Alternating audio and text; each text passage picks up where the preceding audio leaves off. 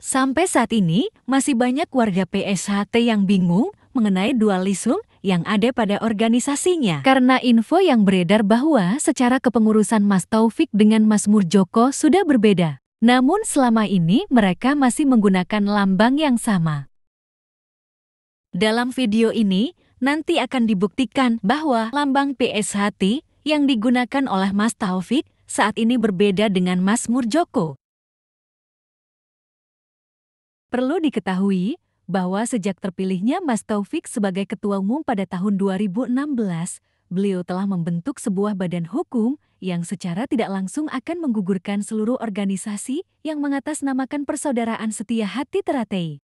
Dan pada saat itu, satu-satunya organisasi yang juga menggunakan nama Persaudaraan Setia Hati Teratai, yaitu PSHT 1922 yang diketuai oleh Kang Mas Bagio TA. Dengan hukum yang berlaku, maka Mas Bagio mau tidak mau harus ikhlas jika organisasinya tersebut secara legalitas harus gugur. Tetapi selama setahun menjabat, Mas Taufik banyak menciderai persaudaraan seluruh pengurus pusat dan pengurus cabang yang menyebabkan lahirnya Parlu 2017 dan memutuskan digantikannya Mas Taufik dengan Mas Murjoko sebagai Ketua Umum Persaudaraan Setia Hati Teratai. Namun Mas Taufik tak menghiraukan keputusan tersebut dan tetap melanjutkan kedudukannya sebagai Ketua Umum Persaudaraan Setia Hati Teratai. Dia pun juga memanfaatkan kewenangannya sebagai Ketua Umum. Beberapa di antaranya adalah membuat cabang tandingan di berbagai daerah yang menyebabkan Persaudaraan Setia Hati Teratai di berbagai daerah pecah menjadi dua, dan satu lagi adalah mengadakan latihan calon tingkat 2 di luar Padepokan Agung. Hal tersebut menyebabkan para pengurus pusat yang diketuai oleh Mas Murjoko harus menggugat Mas Taufik beserta jajarannya. Salah satunya adalah menggugat lambang yang dia gunakan. Setelah melalui proses hukum yang sangat panjang, pada akhirnya lambang karya Eyang Badini tersebut pun secara legal dimenangkan oleh kubu Kang Mas Murjoko.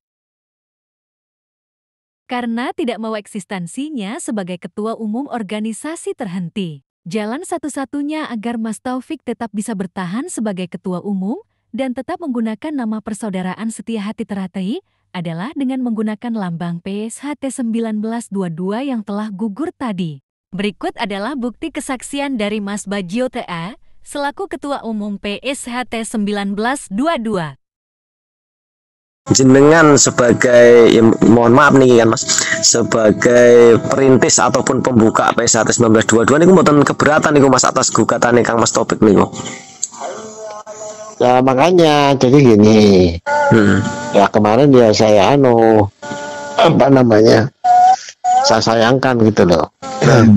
Kenapa kok dengan saya digugat kan gitu kan? Wong saya tidak ada keinginan untuk memisahkan, tidak ada. Nah, akhirnya kan kesulitan ketika untuk penyerahan lambang itu. Nah, kan kesulitan dong. Saya sudah dibubarkan kan gitu loh. Tapi kan di Indonesia ini kan nganu Pak Mas. Ibaratnya kalau namanya satu organisasi atau kelompok kan boleh berbadan hukum, boleh tidak toh Mas? Bukan begitu. Ribon. Jadi ketika mengatasnamakan organisasi, di situ muncul namanya. Jadi nama yang mengatasnamakan organisasi itu pasti badan hukum kan gitu. Kalau tidak punya badan hukum, tidak akan muncul di situ. Pas kayak gugatannya Mas Murjoko kali Mas Is nih, kan gitu kan. Mereka tidak berbadan sekarang hukum, ya? Akhirnya kan kemarin bagaimana supaya penyerahan saya kepada Mas Taufik itu mempunyai legalitas, ya kita siasati bahwa seolah-olah kita buat sebelum PSHT 1922 itu gugur. Nah, sehingga istilahnya diantidatir.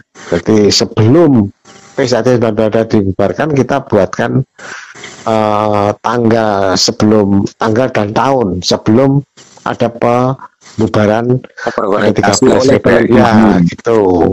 Tapi kan Gini jenengan niku kan nganu toh Mas, tesih terdaftar di Kemenkumham untuk mereknya toh Mas. Kan merek belum digugat kali Kang Mas Taufik kan ngoten niku. Ya tapi kan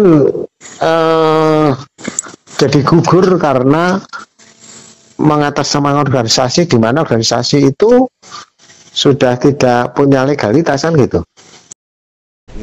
Terkait mereka menerima pengalihan merek PSHT plus lukisan dari sebuah badan hukum PSHT 1922 yang diketuai Pak Bagja TA.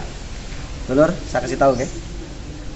PSHT 1922 itu sudah dibatalkan oleh Mas Taufik selaku Ketua Umum PSHT waktu itu sebelum diganti.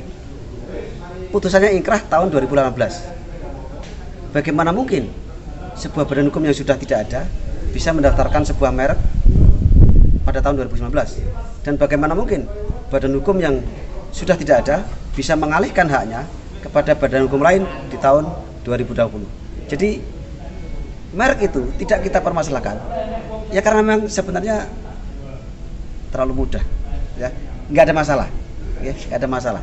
Tetapi pada saat ini mereka menggunakan merek hasil kejahatan ini untuk melaporkan tokoh-tokoh Isatrate di Lampung. Mungkin inilah saatnya kita mempermasalahkan merek itu. Itu.